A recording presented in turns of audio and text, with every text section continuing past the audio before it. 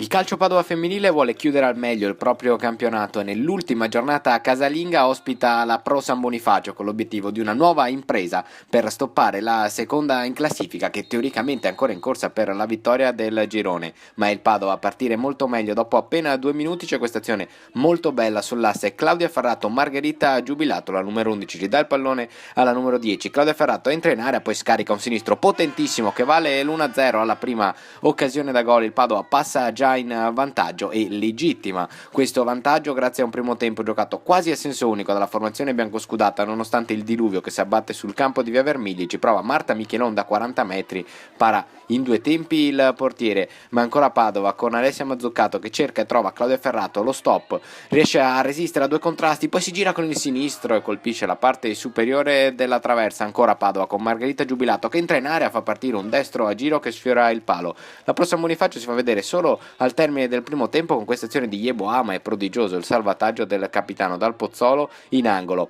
Partono meglio però le veronesi nel secondo tempo, prima questo tiro alto di Pietro Bosco e poi al 16° minuto c'è il gol del pareggio di Cumerlato su assist di Yeboah, una conclusione dal limite dell'area che probabilmente è anche stata deviata, come rivediamo dalle immagini, da un difensore del Padova. Fatto sta che la Pro San Bonifacio riesce a trovare il pareggio. Il Padova però non si demoralizza e subito va vicino al 2-1 in questo calcio di punizione di Chiara Sarein, 2-1 che trova con Claudia Ferrato al 21° minuto il suo colpo di testa sul calcio d'angolo di Margherita Giubilato vale la doppietta personale, il nuovo sorpasso del Padova che trova il 2-1 e a 10 minuti dalla fine riesce anche a arrotondare il punteggio. Ancora Claudia Ferrato si fa stendere in area di rigore da Menon, per il direttore di gara calcio di rigore. Rivediamo la trattenuta evidente del difensore della Pro San Bonifacio dal dischetto. La specialista Chiara Sarein segna così il suo terzo gol consecutivo dopo la doppietta segnata 7 giorni fa